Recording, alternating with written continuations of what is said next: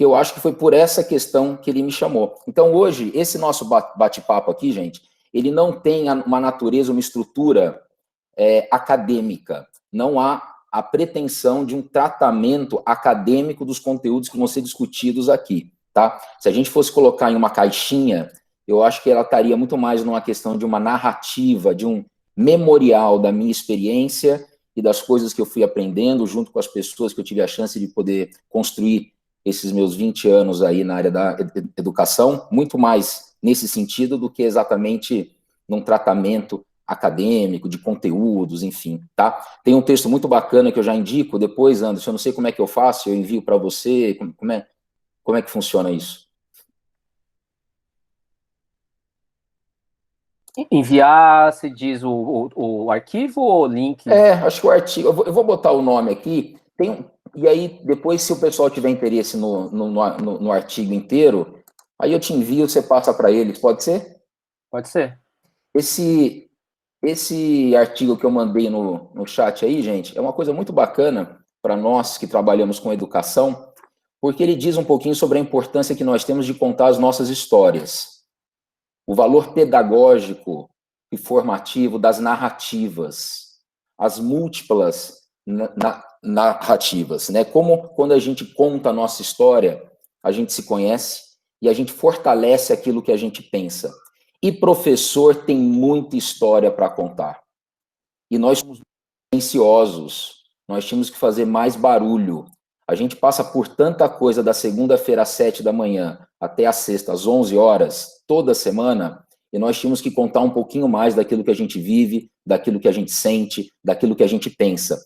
A produção de conhecimento efetivo, a produção de conhecimento experiencial, aquele conhecimento que nasce da prática, da praxis, como Paulo Freire nos ensinou, ele está aí, nas histórias que a gente conta. Né? Então, quando eu brinquei um pouquinho com essa introdução, que o Rodrigo é isso e aquilo, na verdade, eu vou tentar contar um pouquinho de mim agora, nessa hora e meia que eu tenho com vocês, das experiências que eu passei, das aprendizagens que eu ganhei com tudo isso, e tenho certeza que compartilhando com vocês, e vocês se sintam muito à vontade para compartilhar comigo aquilo que vocês estiverem pensando, estiverem sentindo, ou aquilo que eu disser, da forma que aquilo impactá-los, é fundamental que vocês se coloquem, se pronunciem, fiquem à vontade, inclusive, para deixar quem se sentir à vontade, claro, por favor, né? As câmeras abertas, tá? Porque eu acho que esse é um momento muito caro para nós, professores, educadores, que é quando a gente se olha, e é uma relação que está na essência do tratamento pedagógico, que é a relação afetiva. A relação afetiva, afeto vem de afetar, né? É como eu afeto o outro. E não se constrói uma educação de verdade sem uma clareza sobre como eu afeto o outro e como o outro me afeta. Daí a importância da gente contar as nossas histórias. Daí a importância de eu contar quem eu sou, para que eu possa dar a possibilidade, a oportunidade da minha expressão afetar o outro, ser afetado pelo outro e assim construir, enquanto humanidade, enquanto seres humanos, em um mundo que reconhece e legitima a presença de todos nós, tá? Como eu estava comentando com vocês, eu estou na sala de aula, eu comecei a minha graduação em 1998, eu fiz matemática, licenciatura, então percorri esse caminho 20 e poucos anos atrás, que vocês percorrem agora. Eu acredito que a grande parte de vocês está cursando o curso de licenciatura, é isso? Desculpa. Licenciatura em matemática, né? E percorri esse caminho aí 20 e poucos anos atrás. E aí, gente, entrando um pouquinho na minha fala, eu comecei a dar aula muito cedo. Eu não sei quantos de vocês já estão na sala de aula, já estão vivendo o ambiente escolar, né? E eu comecei a dar aula muito cedo. Comecei a dar aula, eu tinha 1 ano e meio de graduação. Então, quando eu entrei na faculdade, eu tive a oportunidade, fui buscar para dar alguns plantões, aulas particulares, e depois, 1 ano e meio depois, eu já estava na sala de aula, vivendo o ambiente da sala de aula. Nesse meio tempo, eu já tinha conhecido a professora Rosa, que está entre a gente, e o assunto de educação ele foi ganhando uma outra dimensão que eu via que era muito maior do que a sala de aula. Veja, a sala de aula é um ambiente extremamente complexo, mas se a gente for buscar no senso comum, numa percepção de muitas pessoas que não são da área da educação, a percepção é que a sala de aula é um ambiente extremamente simples. Basta um professor, um punhado de aluno, um quadro, um giz, e o professor vai lá, ensina a fazer uma conta, ensina a fazer uma coisa, ensina a ler, escrever e contar, né? Como as pessoas falavam antes, e ele pode ir embora, né? E educação, na verdade, é algo extremamente sofisticado. Sofisticado no sentido de ser complexo, de exigir responsabilidade, de exigir estudo. Então, essa minha vivência que já começa aí.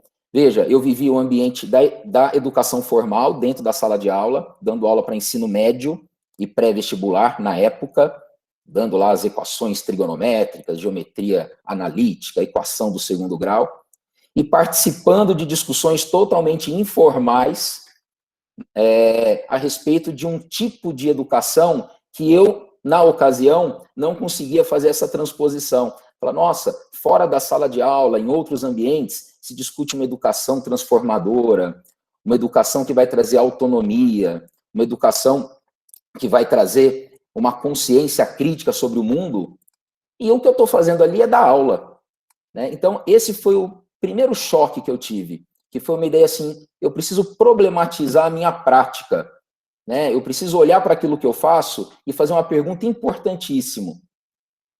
Por que eu faço o que eu faço? Qual é a finalidade maior de quando eu entro na sala de aula? Nós temos um assunto aí que está em voga, né? As habilidades, os conteúdos. Então, quando eu entro lá, eu tenho que ensinar mesmo a equação do segundo grau, enfim, isso é importante. Mas quando eu ensino equação do segundo grau, eu ensino equação do segundo grau para quê? Essa é uma pergunta fundamental, né? Eu vou fazer outra. Vamos supor que a gente retirasse de todos os currículos brasileiros equação do segundo grau. Vamos supor que a gente retirasse de todos os currículos brasileiros as inequações. O que mudaria? Essa é uma pergunta importante. Por que ela é importante? Porque se a resposta for nada, então por que de acho que a gente está fazendo o que a gente faz na sala de aula? Então, são essas problematizações que fazem com que o nosso papel, evidentemente, se mostre muito maior do que ele é. Nós não somos robôs dando aula de equação do segundo grau. Nós somos pessoas. Nós carregamos emoções, nós temos um compromisso afetivo. Nós não ensinamos apenas equação do segundo grau. Tão importante quanto aquilo que a gente ensina é como a gente faz. Olha a dimensão do trabalho docente, como ela é fundamental, né? E são essa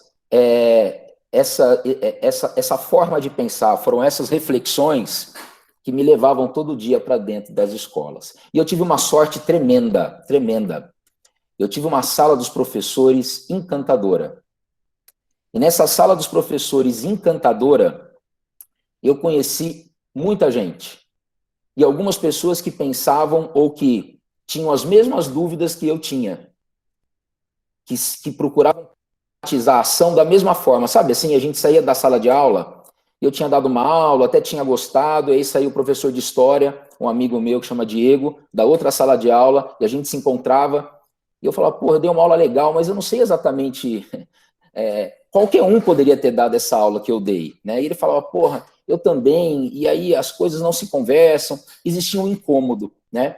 E esse incômodo, gente, agora entrando no veio assim central do nosso papo, fez com que eu e mais 6 colegas, amigos de Unicamp e de sala dos professores, a gente começasse a inventar moda, né? E aí tem um primeiro ponto importante. A minha avó dizia para eu não inventar moda. E eu passei a entender que inventar moda é uma transgressão fundamental. Porque se eu não invento moda, a moda se mantém sempre a mesma. E aí eu perco um potencial um grande potencial que nós temos, da nossa humanidade, que é a criação, que é transformar aquilo que a gente não gosta, que é trabalhar diariamente e acordar todos os dias, dentro ou fora da sala de aula, ajuizando a nossa própria experiência. Então, nós começamos a inventar moda, né? E moda simples, assim, né? Quase de uma nota só. Um grande exemplo, a gente decidiu um dia, numa escola grande em Campinas, falou, olha, no sábado, a gente quer dar uma aula multidisciplinar. A gente nem conhecia muito bem os termos, né? É uma aula que vai a matemática, a história, a física. A gente foi falar com o coordenador da escola, a gente pode? Ele falou, mas para quê? Aí ele chamava Asdrubal Belan, ele era de Rio Claro, faleceu tem uns 5, 6 anos. Ele falou, para quê?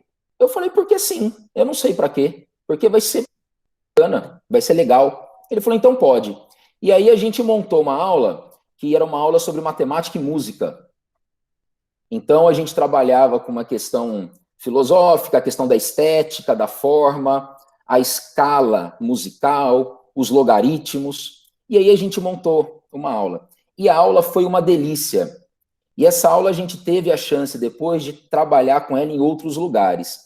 Então, se vocês me permitem, eu tenho algumas fotos aqui de algumas experiências dessas invencionices de moda que foram sendo criadas entre mim e os meus colegas, esses que eu tive a chance e a oportunidade, sou muito grato por ter encontrado na sala dos professores. E essa invencionice não se resumiu a uma palestra só, tá? Anderson, eu vou espelhar o slide aqui. É só clicar aqui e tudo funciona, né? Sim, é tá. para funcionar. Eu ponho tela inteira, eu acho, né? O que você acha melhor? Eu vou de tela inteira. E aí eu vou te falando aqui se tá. Tá. Vocês estão começando. vendo? Já estamos vendo já. Tá bom. Só aí, gente... oculta aí só essa parte aí. Tá. Quem ocultar. Aí, por favor, qualquer coisa vocês me param, tá bom? Me interrompam, enfim, fiquem à vontade, abram o mic aí, falam o que vocês quiserem, né? Eu quis iniciar essa minha experiência, nessa minha viagem, e montar essas fotos para mim foi uma delícia, tá? Porque eu fui revisitar arquivos, fui ver coisas que eu nem lembrava mais, e aqui tô eu contando isso para todos vocês, né? E eu escolhi essa frase, gente. Olha, fiz a escalada da montanha da vida, removendo pedras e plantando flores. Contextualizem, por favor, essa frase na escolha que vocês fizeram pela licenciatura.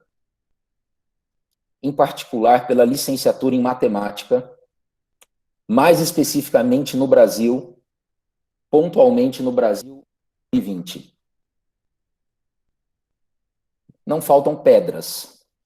Então, isso devolve a gente, ou coloca no nosso colo, uma outra dimensão do trabalho docente.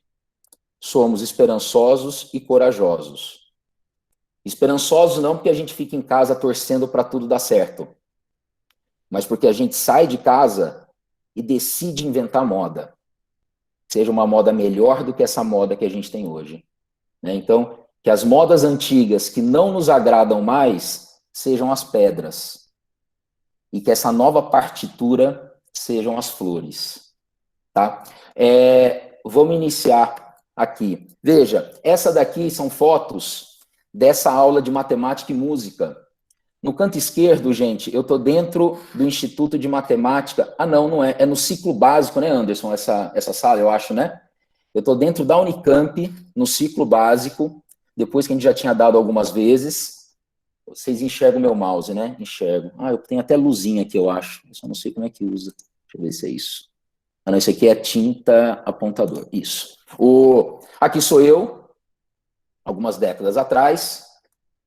E esse aqui é um dos meus sócios, um desses colegas. Hoje ele é meu sócio, mas é um desses colegas que eu tive a chance de encontrar na sala de aula, né? E aqui a gente está trabalhando com os alunos de graduação da licenciatura de matemática da Unicamp. Eu chuto que isso seja ali no ano de 2005. E aqui, gente, que é uma coisa interessante, olha só que coisa estranha. A gente está numa escola. Esse sou eu, com apito. Esse é um colega nosso, o Varela, muito amigo nosso, amigo do Anderson, da Marília, que está junto da gente aí. Ele está com uma espada do He-Man na mão, eu acredito. E a gente vê que os alunos, não é uma sala de aula nada convencional, né? Esse foi um evento, uma mesma aula de matemática e música que foi dada num colégio durante a madrugada. Então, a gente promoveu um evento lá, que eu nem lembro como é que chama, Madrugadas das Descobertas, era alguma coisa assim. E aqui a gente passava a noite toda, a madrugada toda com os alunos fazendo jogos, atividades. Então, eles estão sentados aqui com cobertores, as fotos são muito ruins, né? Mas essa foi isso aconteceu dentro da sala de aula, né? Então, aqui era dentro de uma sala de aula, de um auditório, dentro de uma escola. Eu vou caminhar um pouquinho. A gente depois, esse mesmo grupo de colegas, também nessa ideia de a gente ir criando coisas, no ano de 2006, ano de Copa do Mundo, a gente criou uma aula que chamava Aula. E ali a matemática fazia a sua participação, discutindo tanto a questão das dimensões, na época não existia o VAR, né? Então aqui na verdade talvez seja um antepassado bem antigo do que hoje a gente tem, que é o VAR, né? Então vendo se foi impedimento, se não foi. O professor de história fazia todo o tratamento historiográfico das Copas do Mundo, discutia muito a Copa do Mundo de 70, né? Uma Copa do Mundo muito importante em vários aspectos, bastante complexos, inclusive, e a literatura do futebol, enfim, era uma aula muito gostosa, que a gente foi criando também numa parceria, e essa aula, ela foi oferecida, por incrível que pareça, gente, algumas vezes dentro do ambiente escolar, e muitas vezes fora do espaço escolar. Inclusive, essa aula a gente ofereceu ela, nos convidaram, para a gente foi uma surpresa, a gente ficou super feliz. Essa aula ela foi dada numa empresa em São Paulo, de um pessoal, eu fui atrás do nome da empresa, eu não sei se ela não existe mais, era uma empresa de gestão de pessoas que convidou a gente para oferecer essa aula lá para o pessoal ali dentro da empresa, né? Então, a matemática fazia todo o trabalho aí do campo, a questão da bola, né? A bola ainda tinha esse formato de um icosaedro truncado, então associando aos poliedros regulares, pegando o icosaedro, arrancando uma tampinha, né? Cada tampinha que a gente arrancava vira um pentágono, e aí a gente consegue calcular a quantidade de gomos, a quantidade de costura, né? Então isso tudo fazia parte do conteúdo dessa aula show de bola que foi sendo organizada e foi sendo oferecida em muitos espaços. Eu estou andando um pouquinho ligeiro aqui, vocês me parem, tá? Qualquer coisa. Essas experiências nossas levaram ao nosso entendimento, então aqui eu vou cortar um pouquinho, aí porque eu gosto de falar olhando. Ô Anderson, mas aí eu tirei o negócio, como é que faz? Ah, aqui, tá. Acho que agora vocês me enxergam de novo, né? A gente a gente teve várias experiências como essa, e aí, em função de um projeto que a gente criou, decididamente fora do ambiente escolar, chamava Luz, Câmera, Educação. Qual foi a ideia? A gente falou, olha, vamos pegar um filme que as pessoas naturalmente iriam assistir no cinema e vamos tentar dar uma aula antes do filme. Porque aí a gente usa o próprio espaço do cinema, isso em 2004, 2005. A gente usa o próprio espaço do cinema e a gente consegue aí discutir um pouquinho o tema do cinema e depois o pessoal assiste, né, o filme. Foi super difícil a gente conseguir, porque a gente foi aprender nessa época, a gente não tinha ideia, que o cinema não é dono do filme. Por exemplo, coisa para mim que era algo impensado. Se o filme está marcado para começar às 3 da tarde, o filme tem que começar às 3 da tarde, tenha pessoas ali dentro ou não. Então, a gente não poderia dar a nossa aula, por exemplo, às 19 horas, porque como vai uma sessão depois da outra, o cinema não tinha autonomia para liberar a gente por 1 hora para a gente poder falar com o público. Então, olha a loucura. As nossas falas eram sempre feitas, tipo, meio-dia e meia, porque a gente conseguia ter 1 hora de exposição, sempre multidisciplinar, antes do início do filme, né? Era um trabalho bastante complicado, porque o que a gente fazia também, como não existia esse modelo de negócio, a gente arriscou bastante. A gente pegou... Nós fizemos, acho que foram mais de 10 filmes. se eu pensar uns 5 eventos por filme, deve ter sido mais de 50 aulas dessa de luz, câmera e educação. A primeira foi uma ousadia tremenda, porque o que a gente precisou fazer? Para que o negócio pudesse parar em pé, o cinema disse assim para a gente, olha, tudo bem, vocês podem entrar 12h30 e vocês podem dar aula antes do filme. Só que vocês têm que comprar todos os assentos. Eu falei, mas como comprar todos? Ele falou, olha, o cinema não pode comercializar essa palestra que vocês vão dar. Então vocês vão comprar todos. Vocês compram todos e aí vocês viram dono da sala. É a única maneira. Eu falei, mas e se eu comprar todos e não conseguir vender todos? Aí ele olhou para mim e falou, aí você perde dinheiro. Eu falei, então nós vamos apostar. Então a gente fez uma divulgação tremenda, né?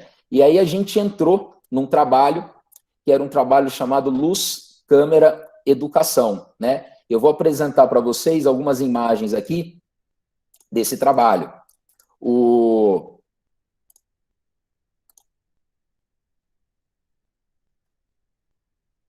Acho que foi, né, Anderson? Foi, né? E aí, pessoal, cortei um pedacinho. E para a gente poder depois organizar esse trabalho de maneira legal, para a gente poder legalizar, a gente deu um nome para o nosso grupo, e esse nome é o nome NIPEC, Núcleo Interdisciplinar de Pesquisa, Ensino e Consultoria. O NIPEC, nesse momento, ele nasce enquanto empresa, ele precisou ter um CNPJ para que a gente pudesse desenvolver essa ação. E nós, colegas de sala de aula, colegas de faculdade, viramos assustadoramente, eu devia ter na época aí, isso deve ter sido 2004, eu acredito, estava lá nos meus 24 anos, eu me tornei sócio, né? E para mim foi uma coisa muito nova, assim. Me tornei sócio e a primeira ação da empresa foi comprar todos os lugares de um cinema sem ter ideia se a gente ia conseguir vender, né? E aí a gente ia fazendo alguns trabalhos, né? Esse Luz, Câmera, Educação, ele foi sobre um filme lindíssimo chamado Cartas de Iwo Jima. E nós tivemos uma dificuldade por conta do professor de história, porque carta envolvia a guerra, é o olhar nipônico, o olhar japonês sobre uma guerra, né, uma batalha ali na ilha de Iwo Jima, entre o Japão, com o Japão. E aí o professor de história, nesse dia específico, ele não pôde participar. E eu, mais uma vez, tinha conhecido um par de livros lindíssimo com a professora Rosa, que é o Shogun, e eu não sei se o Anderson leu o Shogun. Anderson, você como um legítimo japonês tinha que ler o Shogun, Anderson. É importantíssimo que você leia o Shogun, eu te empresto.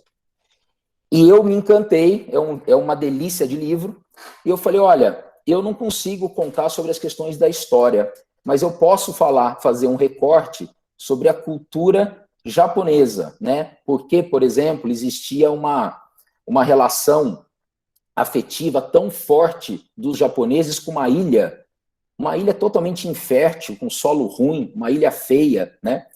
E aí eu varar madrugadas estudando que nem um maluco, né? Então, aqui sou eu e aqui atrás, né, falando aqui do taoísmo, religião politeísta, dos vários deuses e tal, né? Então, essa foi uma experiência, a gente dava aula, várias áreas, né, antes da sessão de cinema acontecer. Aqui eu não sei se é o mesmo filme ou não, e eu lembro que foi um susto, porque essa sessão que a gente fez logo de cara foi uma sessão que ficou muito cheia, e a gente teve a sorte, pessoal, e a sorte é sempre muito importante, né? A gente teve a sorte de, nessa época, ter saído o filme, o livro e o filme, O Código da Vinci. Eu não sei se vocês lembram, mas gerou um frenesi tremendo, um monte de gente escrevendo livro, decodificando o Código da Vinci e tal, e a gente surfou essa onda. Então, quando saiu o filme, a gente correu, a gente colocava para todos os nossos contatos, né? Não assistam, não assistam, esperem um pouco, não assistam. Aí a gente montou uma palestra, e a nossa primeira sessão, na maior sala de Campinas aqui, ela lotou, tinha gente no chão, tinha por volta de 550 pessoas. Certamente foi a maior plateia que eu já falei na minha vida. Antes de entrar, eu tremia. E eu gosto de falar em público, me sinto super à vontade. E eu tremia, aquele bando de gente sentado ali, era bastante assustador, né? E ainda nessas atividades nossas do Unipec, eu não sei se o Anderson conhece essa foto aí de baixo à direita, Anderson, conhece? Essa foto eu não pedi licença para mostrar para eles, que senão certamente eles não me dariam essa licença, né? No final de 2004, a gente já estava andando bastante aí com os dos câmeras de educação, o CNPJ formado, e a gente teve uma ideia. Falou, olha, vamos dar uma aula, daquelas aulas que o pessoal dá antes dos vestibulares, para os vestibulandos. Vamos fazer uma aula dica? Hoje a aula dica ela é bastante comum, né? Não era tão comum à época. E aí, esse meu amigo aqui, sócio, o Márcio, ele falou, olha, vamos fazer no Hopi Hari. Aí ele falou, mas por que fazer lá? Eu falei, não, a gente faz lá. A gente lá tem um teatro, a gente conversa lá, vê se a gente consegue uma entrada e a gente faz uma aula dica lá. O Márcio foi ao Hopi Hari, conversou com o presidente da empresa na época, chamava Armando Pereira, e o Armando, bastante visionário também, concedeu para a gente a possibilidade da gente fazer uma aula dica dentro do parque. Então, o anfiteatro do parque, lá o teatro do parque, ele ficou cheio, as pessoas foram assistir, e ali a gente fez uma aula dizendo o que ia cair na prova da Unicamp, eu acho, o que sempre caía. Aqui é meu sócio brincando, que ele é um candidato esquecido, tinha esquecido o RG, e sem RG não podia fazer a prova. Aqui uma poção que a gente fez com um monte de gente ali, falando, e aí os alunos subiam e tomavam essa poção, que era um tangue, assim, uma coisa horrível, que solta bolha, o pessoal gostava, tal, né? E a gente preparando, né, esse bando de slide na casa, numa república, né, que eles moravam, para que a gente pudesse fazer esse evento. E a gente, algumas pessoas que davam aula em cursinho já há bastante tempo para participar junto com a gente. A professora Ângela foi uma delas.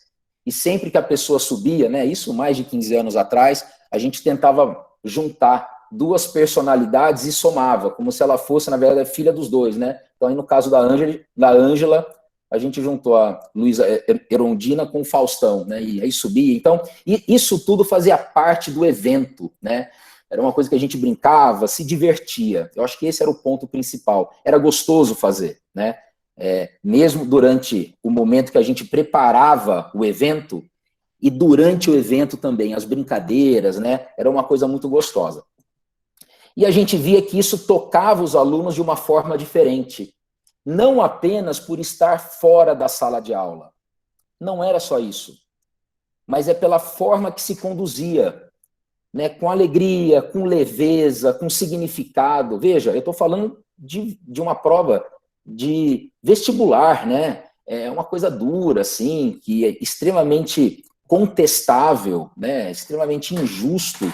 E mesmo assim, era um ambiente que ficava leve. Naturalmente, gente, a gente não tinha essa consciência na época, né? Mas a gente entendia que as coisas tinham que ser feitas de uma maneira diferente daquela forma tradicional que era trabalhada, assim, na sala de aula, né?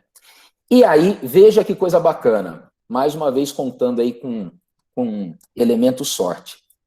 O presidente do parque, do Hopi Hari, ele foi assistir um pouquinho. E ele gostou. E assistiu tudo. Terminado esse evento, ele chamou esse meu sócio para conversar. E aí é quando o Unipec realmente ele toma corpo, um corpo assim de um trabalho mais efetivo, regular, que foi quando a gente assumiu o laboratório educativo do parque. Eu não sei se vocês conheceram, foi nesse momento que a gente teve também a nossa outra alegria de conhecer o Anderson e a Marília. O Laboratório Educativo do Parque foi uma iniciativa criada à época pelo Gilberto Dimenstein, e que a ideia era transformar a realidade operacional do parque, o parque, os brinquedos, enfim, em um material didático. Imagina que bacana você ensinar física no parque, né? Você trabalhar, por exemplo, com conservação de energia mecânica na montanha-russa. Então, a gente entendeu que ali a gente tinha uma possibilidade de efetivamente trabalhar com uma outra sala de aula. Vamos tentar criar um espaço, então, que ele se transforma, ele é promovido em uma outra sala de aula. Uma sala de aula que carregue valores que a gente foi percebendo sem muita consciência, né, que nós tínhamos, que é uma educação que ela seja alegre, significativa, que ela seja afetiva. As pessoas têm que sorrir, elas têm que gostar, né? É assim que a gente afeta, é assim que a gente aprende, é assim que a gente constrói, né, um mundo mais solidário, mais amoroso, né? Estando bem, né? É construindo relações pautadas em coisas boas, né? E aí foi assim que a gente falou, olha, bacana, o que a gente tem que fazer? Aí, qual que era a ideia do parque na época? Olha, eu queria que as escolas viessem para cá.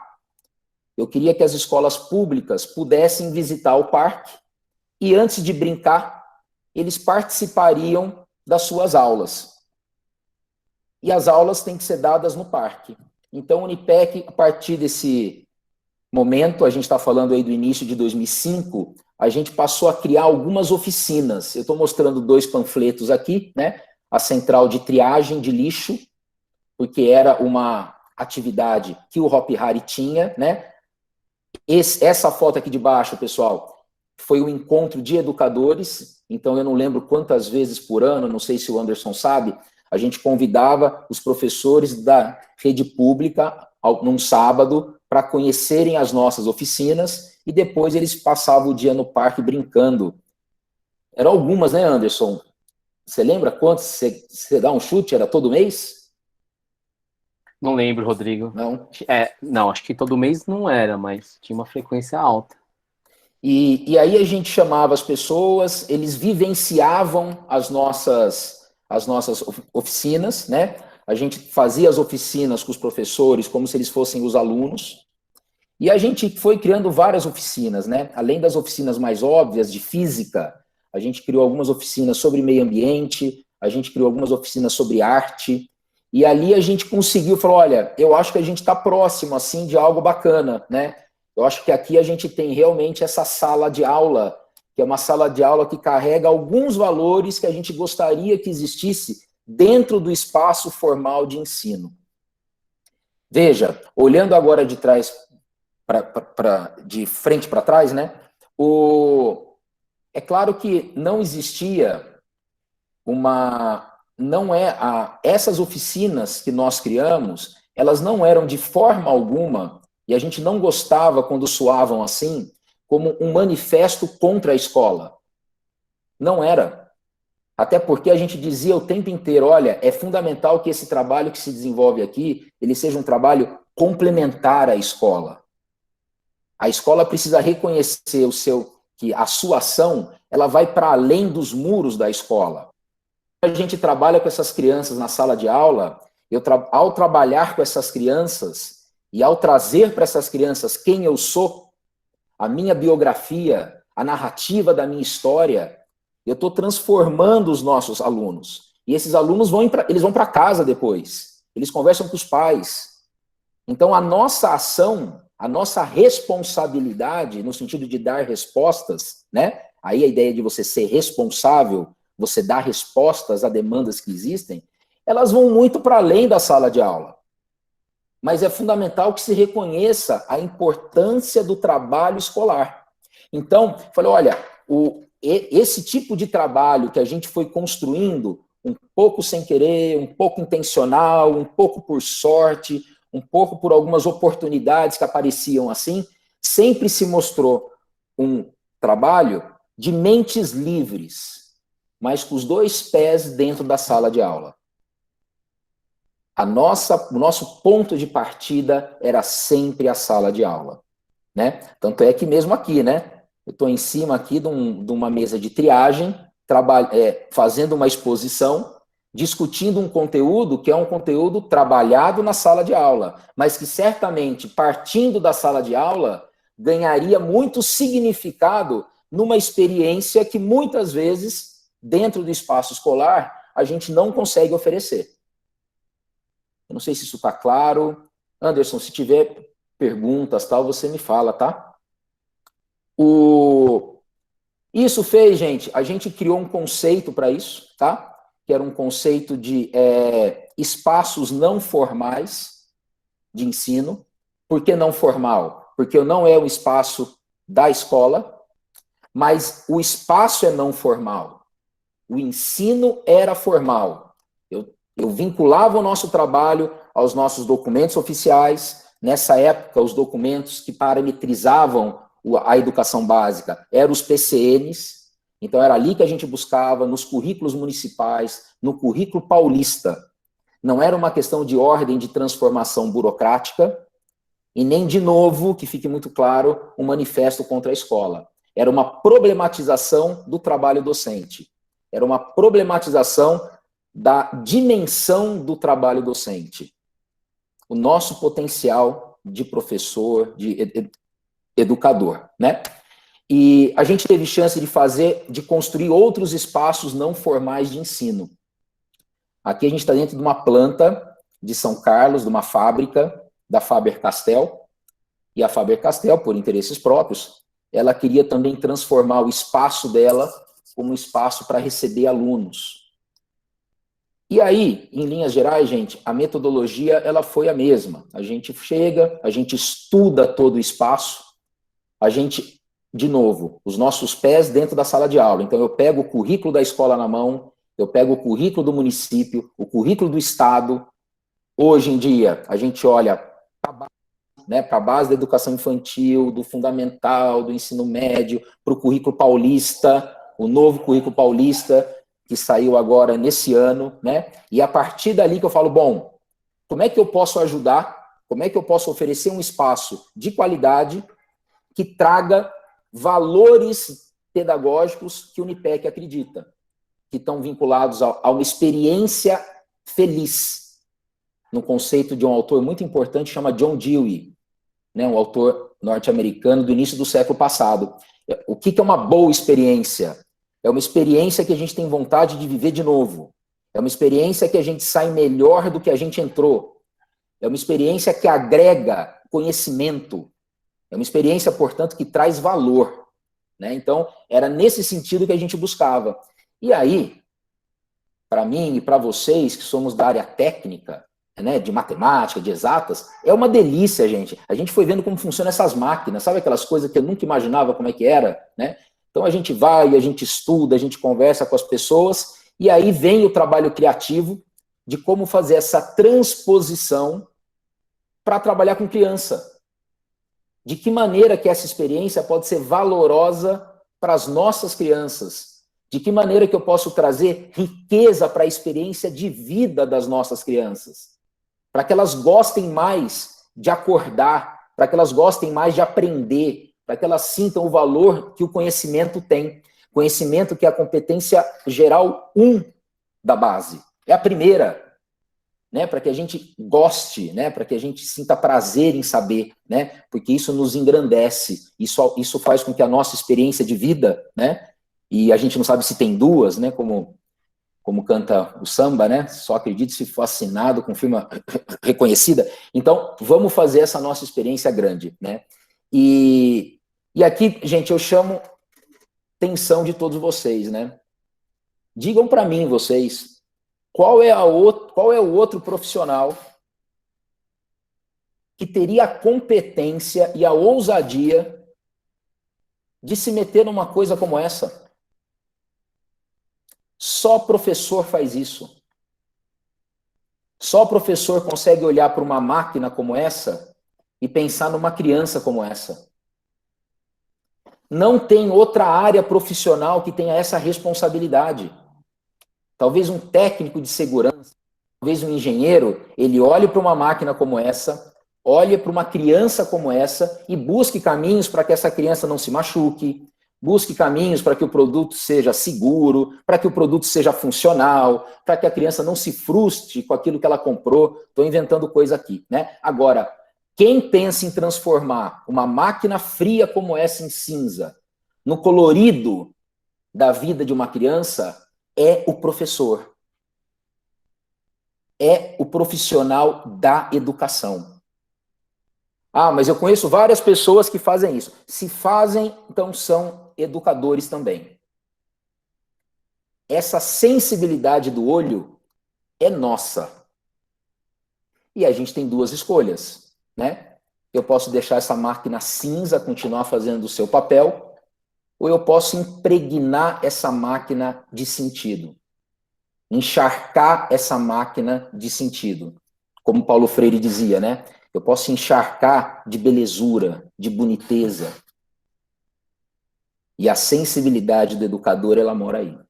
Lembra como eu comecei a minha fala, né? Sobre o quão complexo é aquilo que a gente faz. Não é qualquer coisa. Agora puxando a brasa pra gente, não é para qualquer um. Quem fala de educação é educador. Quem fala de educação é professor. A gente vive aí, a gente vive um momento em que todo mundo acha que pode falar de educação, que pode dizer o que nossas crianças precisam fazer, que pode dizer o que a gente tem que fazer na sala de aula. Não, não pode. Só a gente pode. Só a gente pode. Porque nós sabemos muito bem o compromisso que nós temos, a responsabilidade que nós temos. Só nós olhamos para a frieza de um espaço como esse e enxergamos possibilidades construtivas, enriquecedoras como essa. Esse é o nosso papel. E essa é uma competência. Veja, é uma competência que está além da sala de aula. Mas que não está de costas para ela, pelo contrário. É porque reconhece que o nosso escritório, a sala de aula, é um escritório que transforma o mundo e a gente atua em todos esses espaços, dentro e fora. É uma responsabilidade muito grande, né? Outras experiências, essa experiência aqui foi com o shopping aqui de Campinas, a atividade era parecida, foi a criação de novo de um espaço não formal de ensino. O pai desse projeto é o Anderson, que está aí, foi quem carregou no começo esse projeto nas costas, freio adoidado, tentando fazer funcionar, tentando encontrar uma maneira da coisa caminhar, e a gente trouxe também essa ideia do convite de escolas a um shopping. Fui, em vários momentos, super criticado por isso, né? Porque eu estava trazendo a criança para dentro de um shopping. Me incomoda em parte e não me incomoda em outra parte, né? Eu vi um potencial ali. E eu vi um potencial de trazer. Falar, olha, eu tenho duas possibilidades.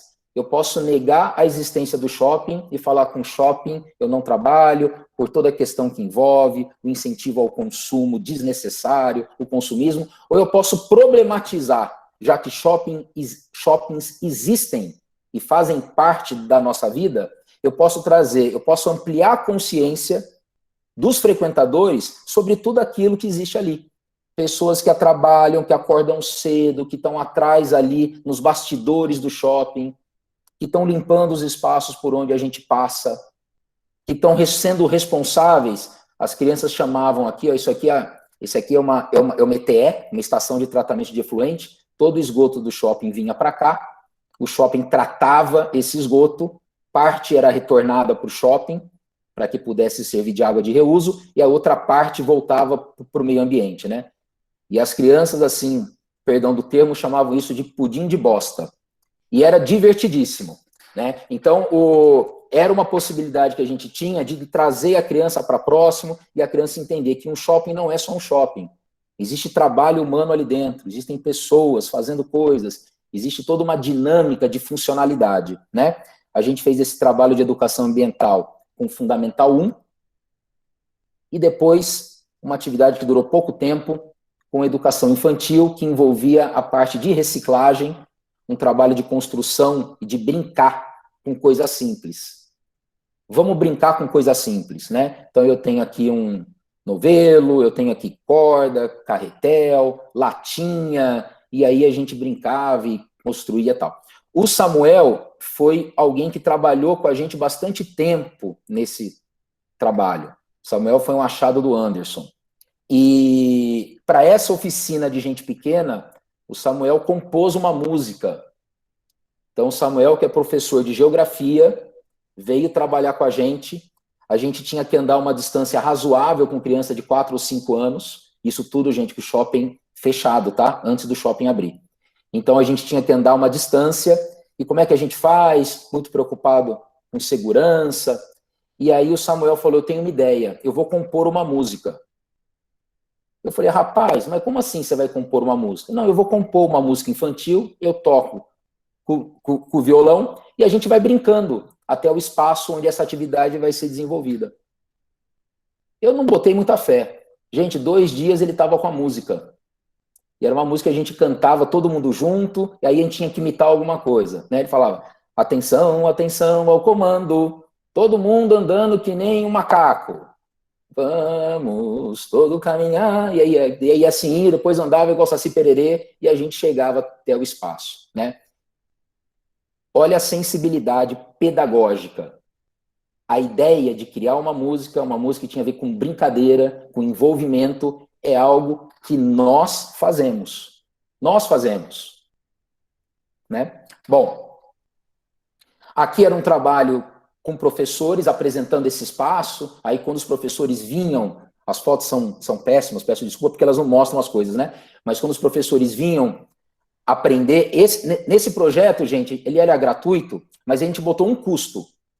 Nenhum professor podia trazer o seu aluno se ele não participasse da oficina antes.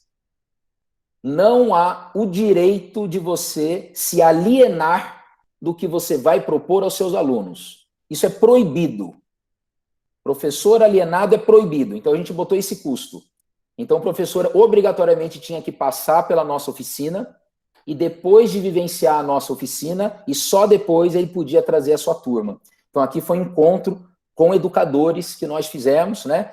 E aqui o meu sócio mostrando, a gente fazia uma brincadeira matemática, inclusive com hidrômetro. A criança tinha que calcular quantos metros cúbicos ela conseguia soprar. Chega a doer na alma olhar isso daqui em tempos de Covid, né, gente? Já pensou? A gente passava álcool, tudo, mas é uma coisa que chega que dói aos olhos, né, hoje em dia, né? Falando da Terra, depois que eu montei a foto, Anderson, já estava pronto os slides aqui, eu pensei, se fosse fazer uma discussão hoje, poderia ser um questionamento se a Terra é plana, né? Não era, gente. Nessa época a gente não tinha dúvidas ainda que a Terra era próxima de uma esfera. E aí esse foi um outro trabalho que a gente desenvolveu, né? Bom, para eu ir chegar para o fim, outras atividades vieram, tá? Hoje a gente trabalha, a gente tem alguns espaços e a gente voltou para a sala de aula com poucas exceções. De novo, eu sou professor de matemática, né? Eu dou umas 15 aulas por semana para o ensino médio, primeiro ano do ensino médio e terceiro do médio. E tenho, junto com os meus sócios, alguns trabalhos de consultoria. E isso foi, para mim, uma coisa muito importante. Por quê? Porque foi eu voltar para a escola com um olhar diferente. Imagina, eu dentro da sala de aula ainda, mas quando eu tive a oportunidade de voltar num trabalho de consultoria, e hoje eu trabalho com 4 escolas distintas, dentro do campo assim de gestão pedagógica, de organização curricular, eu falei, olha, essa consultoria ela só pode existir se ela puder levar todos esses valores, todas essas aprendizagens, todas essas experiências que foram vivenciadas em espaços como esses. Como fazer sem descaracterizar a escola, porque escola é escola, né? Eu vi aí uma moda de uns 10, 15 anos atrás, uma moda que chamava desescolarização da escola. Ué, aí eu não quero. Escola tem que ser escola. Se escola se desescolariza, ela vira o quê? Né? A questão é, qual é a educação que a gente propõe dentro do espaço escolar? E a gente tentou levar, a gente tenta levar, a gente se esforça para levar, para as consultorias que a gente tem hoje, um pouco dessa experiência, que é uma atividade vivencial, que é uma atividade de alegria, que é uma atividade pautada na confiança, que é uma atividade de valorização do professor. Porque se não houver professor, gente, não tem escola. A escola depende de 2 coisas, professor e aluno. O resto, a gente dá um jeito. a gente usa folha de sulfite, a gente usa tijolo no chão, a gente senta com os alunos onde for, mas a experiência educadora, ela precisa de professor e de aluno. O resto a gente dá um jeito, e esse ano ficou muito claro. Mandamos coisa pela internet, mandamos áudio, prefeitura passou com coisa para pegar atividade, levar na casa do aluno, colegas nossos, por iniciativa própria, pegaram as atividades e ir deixando na casa dos alunos. Me arrepia ouvir falar, por exemplo, que esse ano foi um ano perdido. Na educação, nós tivemos um ano importantíssimo, certamente com uma lacuna gigantesca curricular, mas uma dimensão da problemática do trabalho docente que ela é encorajadora. Os professores se mostraram com potencial para além das expectativas de todo mundo. Os alunos, eu tive alunos conhecidos, um aluno que ajudava o outro, pessoal que não sabia mexer com a internet, ali gente entrando, o aluno mostrava como é que faz, né? Houve uma lacuna curricular, escancarou uma diferença dos que podem para os que não podem. Agora, a pergunta é que é, de novo, aquela que eu fiz lá atrás, né? O que a gente tem a ver com isso? Essa é a nossa responsabilidade, né? Aqui, também dentro de uma consultoria, aqui embaixo atividades bastante tradicionais de ciência, discutindo eletricidade, transformação de energia, e aqui uma brincadeira muito ousada que meu sócio faz, que é esse espremedor aqui, gente. Alguns espremedores têm essa característica, não sei dizer por quê. Se você, com a sua mão, você roda ele no sentido contrário, isso gera um campo elétrico e gera corrente. O espremedor gera energia elétrica e dá choque. É um choque super pequenininho, né? Um choquezinho assim que só... Então, o meu sócio, ele mandava todo mundo da mão, avisava o que ia acontecer, perguntava quem queria, aí um segurava bem na pontinha da tomada, do espremedor aqui, num biquinho, o outro do lado no outro, ele girava devagarzinho e a corrente elétrica passava por todo mundo. Um choquezinho muito pequeno, né? Eu ficava assustadíssimo com isso. Mas a questão é, se tem um ambiente seguro, se deves fazer, eu não sei, é super contestável, eu acho isso, né? Mas se tem um ambiente seguro para mostrar para a criança o que é choque, é na escola. Eu ouvi uma vez um pessoal falando e eu achei um barato. O pessoal dizia, né? Eu não sei se a criança deve ou não mexer, por exemplo, num laboratório com agulha. Mas se tem um ambiente seguro para ela mexer, é na escola. Por quê? Porque tem intencionalidade, tem propósito pedagógico e tem o olhar de um profissional que sabe o que faz. Né? Então, essa vivência, né? Essa experimentação, um nome que a gente criou na época, assim, de experimentação consciente, eu experimento com consciência, a gente tentou trazer de alguma maneira para a sala de aula. Nós vamos fazer as atividades, mas vamos tentar promover uma experiência para que essa atividade, da forma como ela era, ganhe vida, ganhe corpo, ganhe significado, ganhe alegria, né? Criançada feliz, batendo a mão depois aqui, ó, né? Bom, gente, e aí? Tem outras experiências, eu poderia ficar contando um monte de coisa aqui, eu adoro contar de todas essas histórias, né? Tem uma atividade que a gente faz hoje, que tem a ver um pouquinho com essa competência docente para além da sala de aula. O Unipec começou a ser convidado e a gente foi estudar, e estudamos que nem uns malucos, o Enem, porque em 2009 o Enem se transformou daquele modelo de 98, né? Ele passou a ser o principal processo seletivo do Brasil e um dos maiores do mundo, né? E aqui foi uma palestra que a gente foi chamado na Educafro para falar sobre o Enem. Isso fez com que a gente estudasse muito o Enem. E mais do que isso, a gente estudasse como eram as questões do Enem.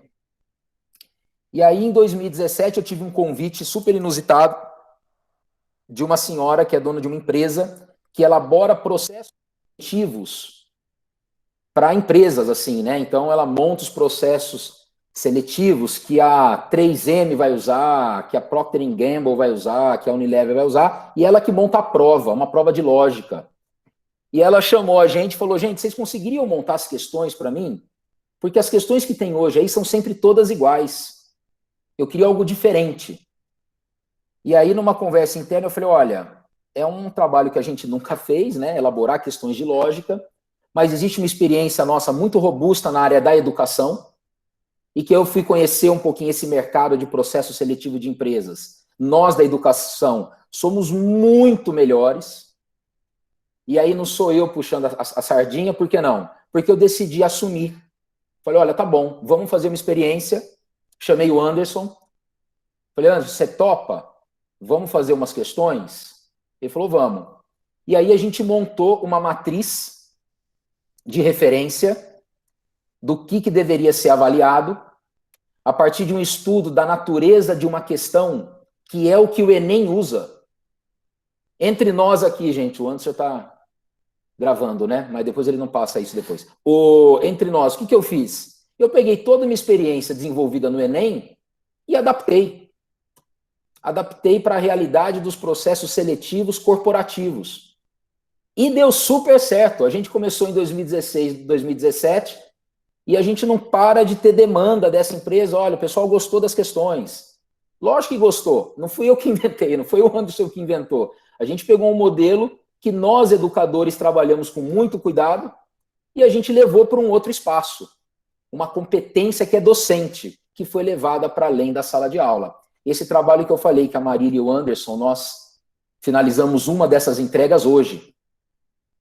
E dessas questões, né? Questões que têm feito sucesso, por quê? Porque são questões que vêm desse nosso estudo sobre o Enem, sobre educação. Pessoal aí da área de exatas, não sei se eu vou cansar vocês, mas aqui, ó, isso daqui é a cara que uma questão precisa ter. Eu monto uma questão, um item. Aí eu coloco esse item no campo. 5.000 crianças fazem a minha questão. Aí eu vou tabular erros e acertos e qual alternativa essas crianças marcaram. Eu boto isso num programa. Eu não, né? As empresas colocam, o INEP coloca. E o programa retorna um gráfico que essa questão tem. Uma questão boa, gente, ela é assim. Aí os meus colegas apaixonados por número, olha só. Se você não, isso aqui, ó, é o tanto que o aluno sabe daquela questão, é o tanto de conhecimento que ele tem. Tudo bem? Daquela habilidade. O eixo X. E o eixo Y é a probabilidade que ele tem de acertar. Se o garoto sabe muito, a probabilidade de acertar tem que ser de 100%. Tudo bem? Ah, Rodrigo, mas se o garoto não sabe nada, tinha que ser 0. Não. Se a prova for teste e tiver 5 alternativas, ele vai chutar. Então, para quem não sabe nada, tem que ser um chute aleatório. Então, ela tem que ser de 20%. Nesse momento, é quando a gente tem a derivada mais alta, ó, é quando eu coloco a probabilidade pequena de acerto para grande de acerto. Aqui é o que a gente chama de dificuldade do item. Um item mais difícil, essa rampa está mais para a direita. Um item mais fácil, essa rampa está mais para a esquerda. O que é uma questão ruim, gente? É uma questão que é quase uma reta, assim, ó. Deixa eu quebrar o protocolo aqui. Uma questão ruim é uma questão assim, ó, essa linha vermelha que eu coloquei. Por quê? Porque o cara que não sabe nada e o cara que sabe muito tem mais ou menos a mesma chance de acertar.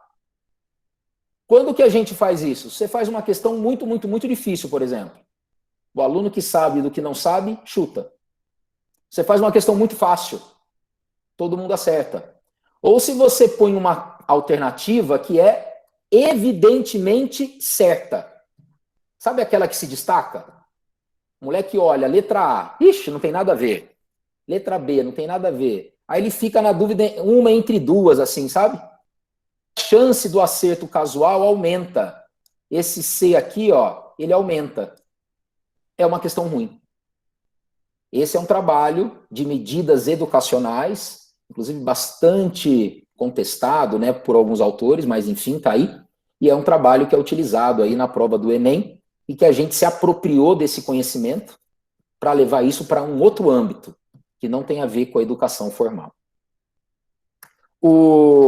Pessoal, eu acho que eu falei um monte de coisa aqui já, né? Eu acho que eu já coloquei assim, eu me empolgo, eu saio falando um monte, eu poderia falar a noite inteira aqui disso, teria mais um monte de coisa aí para comentar com vocês. Eu vou tirar aqui essa apresentação. Rodrigo, deixa eu só, enquanto você tira a apresentação, gente, Sim. eu coloquei a lista de presença no chat, tá bom? Acessem o chat e cliquem no link e preencham lá com o nome e e-mail, tá? E eu vou mostrar para vocês, é super rapidinho, uma imagem, tá? E aí eu queria ver se alguém tem pergunta, né? Até É isso, Rodrigo, eu que sugeri, né, que a gente depois abrisse aí. Tá, é uma imagem só, tá?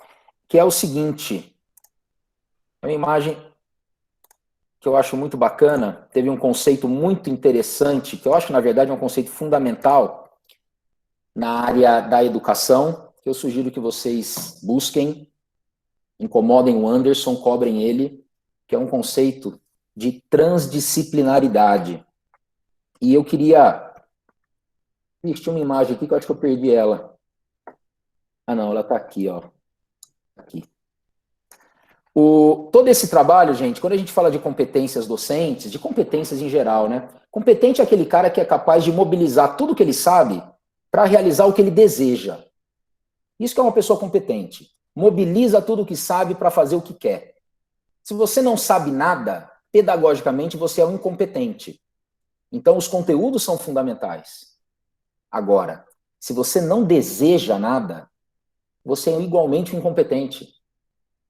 Veja como a escola, então, de novo, se complexifica a nossa responsabilidade. Eu tenho que ensinar, mas eu tenho que desenvolver o desejo, a vontade, o movimento, para que eu possa ser capaz, de frente a uma dificuldade, mobilizar o que eu sei para realizar o que eu quero, o meu projeto, para inventar moda.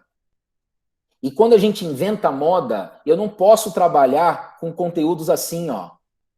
Matemática, história, geografia, ciências, religião A, religião B, beleza A, beleza B. A vida ela é mais complicadinha que isso. Quando a gente movimenta as coisas, eita que eu fiz bobagem aqui, ela se embaralha. Só que não é só isso. Sabe uma coisa que eu fui percebendo? Que esse embaralhamento ele também não é assim. Veja. E a última coisa. Aqui eu continuo trabalhando com matemática e história, mas talvez eu pegue algo que seja da intersecção das duas áreas. Percebam como eu continuo preso e limitado a um espaço, a um conjunto de regras, a um conjunto de valores.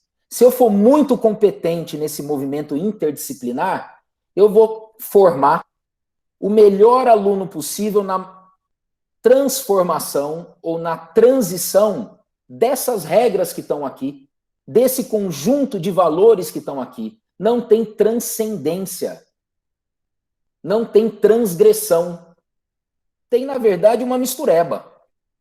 Aí eu comecei a olhar para esse retângulo preto que a gente está vendo aqui, ó, que é a tela que vocês estão enxergando. Eu falei, gente, isso daqui, na verdade, é uma face do conhecimento. Aí sabe o que eu fiz? E nós, matemáticos, adoramos isso. Pega essa dimensão 2D, vamos transformar numa dimensão 3D. A gente, quando trabalha com os nossos conteúdos e se responsabiliza apenas com os nossos conteúdos, é um movimento nobre, mas o movimento interdisciplinar, ele é, na verdade, aquilo que a gente estava fazendo no começo dos slides ali, sabe? E os ganhos que vinham eram ganhos que não eram intencionais. E eu comecei a perceber o seguinte, eu tenho aqui, ó, por exemplo, biologia e matemática. Aí na escola eu vou e misturo a biologia com a matemática. Aí o pessoal gosta muito disso e nós não formamos biólogos e nós não formamos matemáticos. Isso é corrupção de menores. A gente forma gente. E aí esse aluno vai, na sua autonomia, ele vai ver o que ele gosta, o que lhe apetece, qual é o desejo que ele tem, e ele vai se aprofundar como vocês estão fazendo agora. Vocês escolheram se especializar em educação matemática. O nosso papel na sala de aula não é profissionalizar os nossos alunos, mas é colocá-los em contato, é proporcionar experiências. Então nós estamos aqui, ó. A hora que ele entra na academia, Se ele quiser se especializar, sabe o que ele faz, gente? Ele aprofunda, ele vai para o fundo. E aí ele pode pegar, por exemplo, dimensões da biologia e ele pode trabalhar com mapeamento genético. Ele furou e foi se especializando, sabendo cada vez mais sobre um corpo que é cada vez menor. Sabe onde que está a nossa atuação? Saibamos ou não, tenhamos consciência ou não, a nossa atuação ela está aqui, ó. Enquanto a academia leva a especialização do mapeamento genético, o educador, fazendo uma analogia, né, gente? Ele não aprofunda, ele se afasta para que ele possa ter uma visão panorâmica, não de um plano do conhecimento, mas das relações que múltiplos planos têm entre si. Aqui eu vou discutir ética dentro da biologia, eu vou discutir estética, eu vou discutir valores, eu vou perguntar para que eu estou ensinando isso, qual é a razão, qual é o meu papel enquanto educador.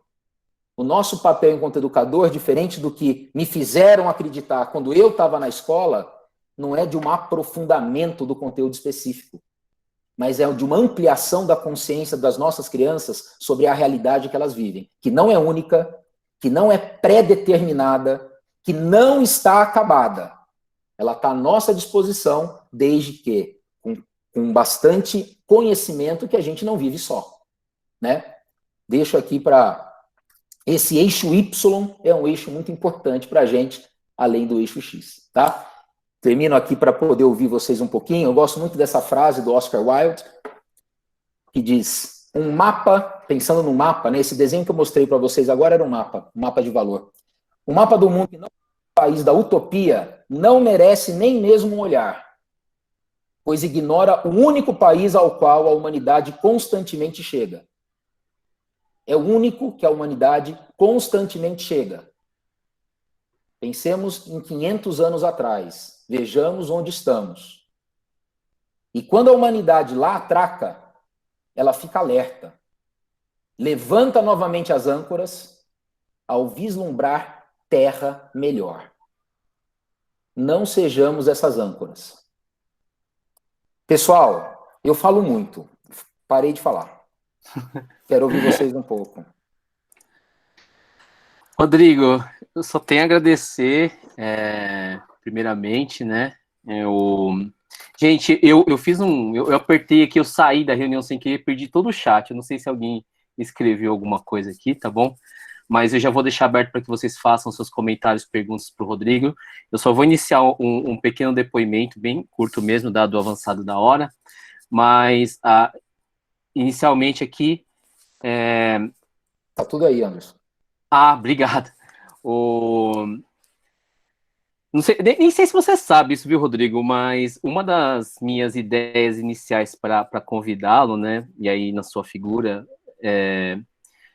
foi que eu assisti uma palestra do Unipec, né, isso eu contei para os alunos que eu dou aula esse semestre, nem lembro para que turma foi, mas eu assisti a aula do Unipec, até foi de música e matemática, em 2004 ou 2005, não me recordo muito bem, né?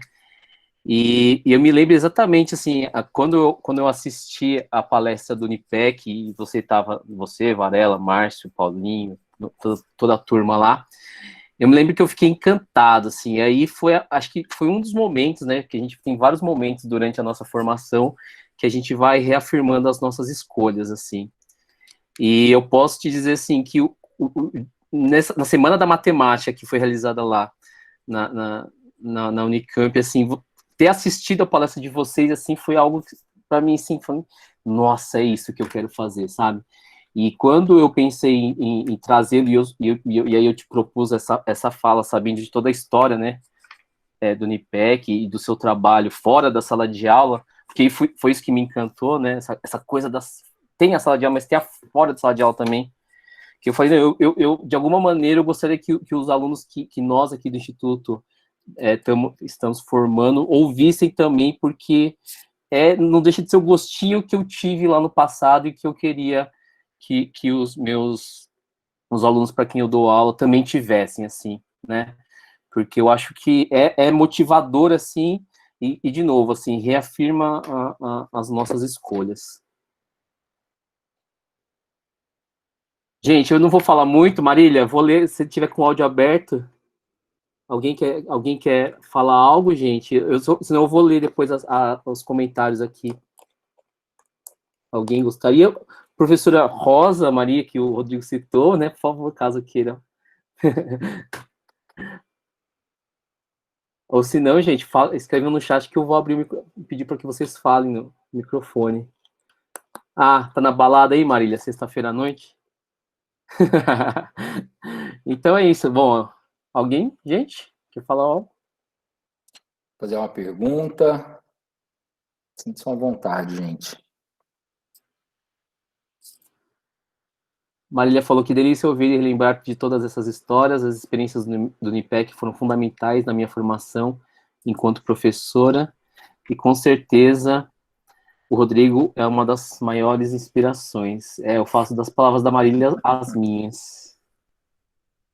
Queria agradecer pela experiência, inicialmente dizer o quão inspirador foi ouvir sobre a empatia e sobre formar pessoas, e hoje no PIBID temos essa noção de empatia e o encantamento da educação. Muito obrigada mesmo. Obrigado, Andressa. Gente, eu não vou ler tudo, vocês me ajudem aí, né? Abre o microfone e fala, aí vocês não vão ficar de narrador aqui, né? Não de mediador. E o Anderson também, obviamente, tem todos os contatos, né? E eu fico à inteira disposição, viu, gente? Depois, eu sei que tem coisa que precisa de digerir, né? Aí eu fico segurando para falar? Agora saiu, Rosa. Tá. Aqui para falar, tá. E aperta de novo para parar. Então tá bom. Ô, Rodrigo, precisei do Pedro, ó, para poder me ajudar. Ainda bem que tem os netos, né? Esse neto caçula que você me deu e este neto mais velho da Márcia, né? Então é um prazer. Mas foi ótimo estar te escutando. Eu fico feliz de ver você aí atuando numa área que eu nunca entendi nada. Até hoje eu não sei como eu passei nos testes que tinham matemática, porque eu não sei mesmo. E acho que ver você aí falando e recordando aquele projeto lindo que você fez, né? Aquela noite, como é que era? Aquela experiência no escuro que vocês fizeram o Diálogo no Escuro. Isso. Né? O Museu no Escuro. Museu do Escuro. Aquilo é fantástico, viu, Rodrigo? Fico muito feliz de te ver aí, viu? E feliz de ver que você está com o Fórum Social Mundial no peito. Presente da professora Rosa. Não, não é? Você sabe que sogra não deixa de ser sogra, né? Então, que bom, viu, Rodrigo? Obrigado, viu, Rosa? Viu? Tá? Com esse tempo de pandemia que a gente não pode fazer nada, eu achei uma atividade fantástica essa que vocês trouxeram, viu? Fico grata aí também ao organizador, não é? Que eu não sei o nome, mas... O Anderson. Hein? O Anderson. O Anderson, hein, Anderson? Gostei muito, me lembrei da minha comadre lá do Coiti, dos olhinhos, né? Assim. Os olhinhos puxados. Pois é, os filhos da Jo com o Coiti, né, que é japonês, não sei se você se lembra deles. Pois é um prazer, viu? Gostei Obrigado, muito, viu, Rosa? Anderson, dessa sua proposta e espero mesmo. E uma hora leve alguém aí das ciências sociais ou da ciência política para ver que espetáculo a gente está vivendo agora, qual é as nossas, como é que fala aí, tendências, né? Sem dúvida. O Anderson, eu queria finalizar hoje aqui até com um último ensinamento, eu não sei se a gente já pode caminhar para o fim, da professora Rosa, foi algo também que ela me ensinou como a gente encerra alguns encontros. Posso? A gente encerra, a gente dá tchau? Então, deixa eu só fazer uma fala aqui, tá bom, Rodrigo? Aí você encerra. Gente, se alguém quiser, por favor, me interrompa, ou escreve no chat que queira falar, tá bom? Bruna tá online também, não sei, né, Bruna? Você também faz parte aí do corpo docente da organização do evento. Como é o nosso último evento aqui, né? desse encontro de formação de professores. Eu só queria agradecer a todo mundo, assim, que está, né, tá presente, não em meu nome, mas em nome da comissão organizadora. Eu tinha comentado com vocês, né, com a turma, eu não estou dando aula para o pessoal do primeiro ano, estou vendo vários aí presentes e tal. André, Daniela, Evelyn. Eu não vou falar todo mundo, eu estou por ordem alfabética, né? Então, assim, mas eu sei que tem bastante do primeiro ano que eu não estou dando aula de semestre, mas eu tinha comentado com vocês que quando a gente pensou em organizar esse evento, foi para que a gente fizesse uma pausa mesmo nesse nosso academicismo, né? E a gente pudesse trazer experiências, realidades, ideias novas, né? Dentro da educação, porque a gente, né, acho que principalmente nesse momento que nosso semestre está encurtado, a gente está, né, com o conteúdo todo no afogadilho ali, a gente acaba atropelando bastante as coisas e não acaba não olhando a nossa formação um pouco mais ampla e não tão específica com a matemática, né, curricularizada, eu diria assim, até. E aí, então essa foi a nossa intenção de trazer esse evento para essa semana, né? Obviamente, semana que vem volta tudo ao normal, né? Aulas síncronas, assíncronas e tudo mais, né? Vida que segue. Mas eu espero que para aqueles que conseguiram participar de alguns eventos tenha valido a pena, tá bom? Foi um prazer ter organizado, principalmente pelos meus colegas, assim, de instituto, que deram super apoio, tá? E agradecer mesmo. Bruna, você quer? Eu vi que você abriu o microfone. Pode. O Anderson chamou, tem que falar. Rodrigo, obrigada pela sua fala, foi muito inspirador. A gente, às vezes, fica tão limitado, né, no ambiente escolar, e quando você vem mostrando tanta coisa que a gente pode fazer enquanto educador, é inspirador, assim, nossa, a gente começa a pensar, né, várias coisas, o que eu posso fazer? Nossa, imagina o trabalho que vocês têm, né, para fazer isso tudo acontecer, né, como você disse, os desafios, por exemplo, aquele do cinema, né, que coragem, que desafio comprar todo o cinema para levar à frente uma ideia inovadora, né, que deveria ser mais comum a gente ver esse tipo de coisa, né, mas fico feliz que existam pessoas como você, como o Anderson, como a Rosa, né, que inspiram a gente a sempre buscar o melhor e fazer coisas diferentes, né, inventar moda.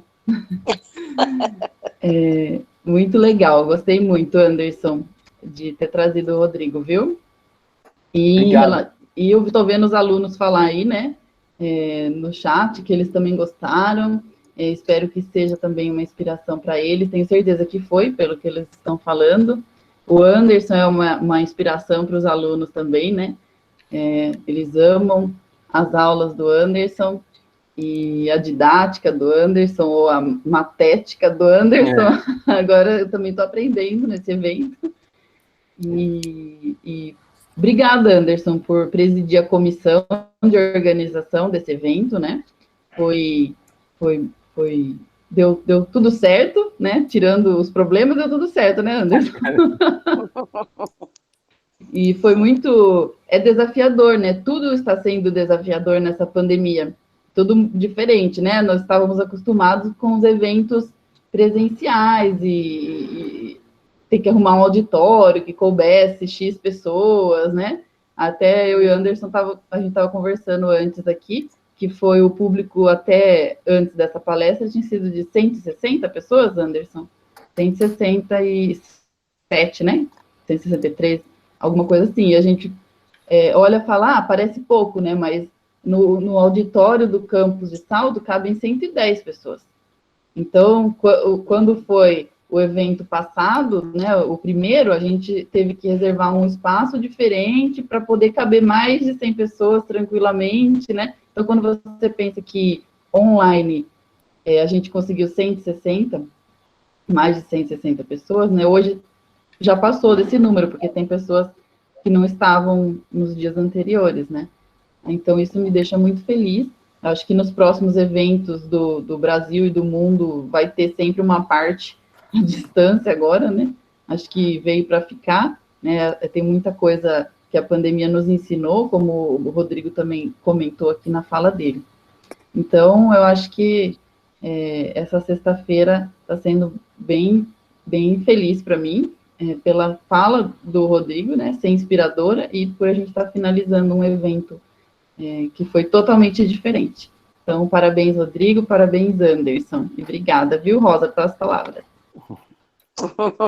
Obrigado, Bruna. Rodrigo, então se ninguém mais gostaria de pronunciar aí,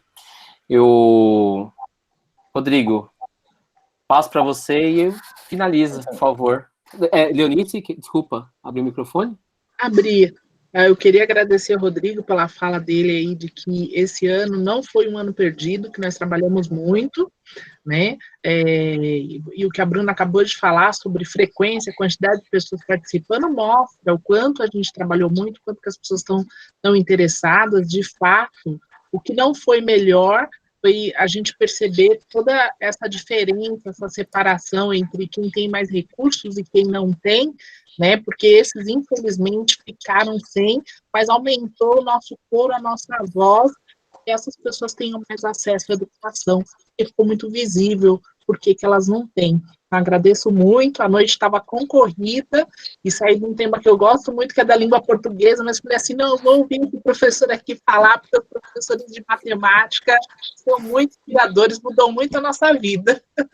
Minha maior inspiração foi um professor de matemática do ensino médio, então eu falei assim, tem que ter esse professor. Obrigada, Rodrigo. Obrigado a você. Tá com você, Bom, Rodrigo.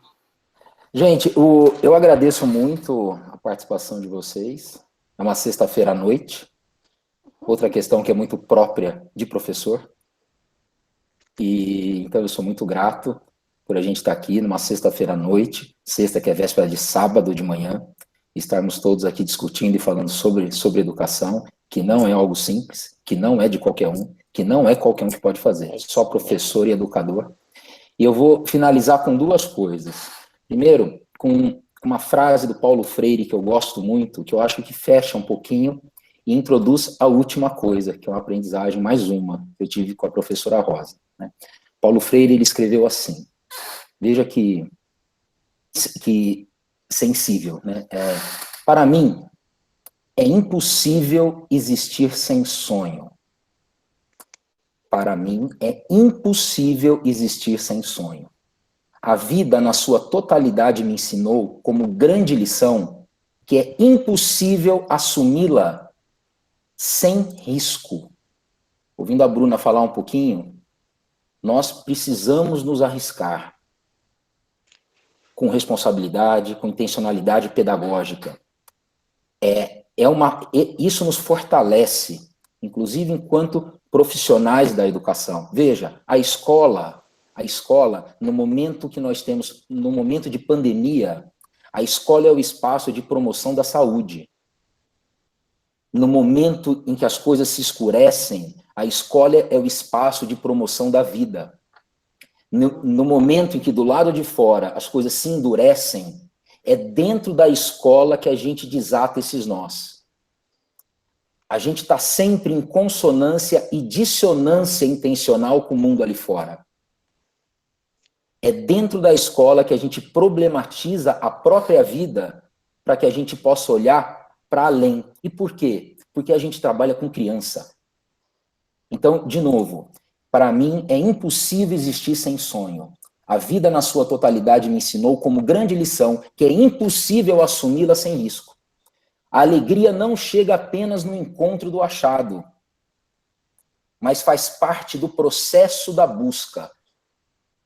Ensinar e aprender não pode dar-se fora da procura, da boniteza e da alegria. E aí, para a gente encerrar a nossa conversa, eu vou trazer para vocês talvez um hino da alegria, que é nacional, que foi, de novo, algo que eu aprendi com a professora Rosa. Sintam-se à vontade para me acompanhar, que é assim. Eu fico com a pureza da resposta das crianças. É a vida, é bonita e é bonita. Viver e não ter a vergonha de ser Vergonha de feliz. ser feliz. Cantar e cantar e cantar a Cara, beleza de ser um eterno aprendiz. aprendiz. Eu sei Ei, que a vida devia Que a ser vida bem deveria ser melhor, bem melhor e será. mas isso não Mas impede. isso não impede que a é bonita e é E bonita. é bonita. Muito bom, gente. Bom final de semana para todos vocês. Beijo para todos. Obrigado, viu, Anderson? Obrigado, Rodrigo. De coração aí, gente. Obrigado a todo mundo também. Bom final de semana e bom descanso para todos. Obrigada, bom final de semana.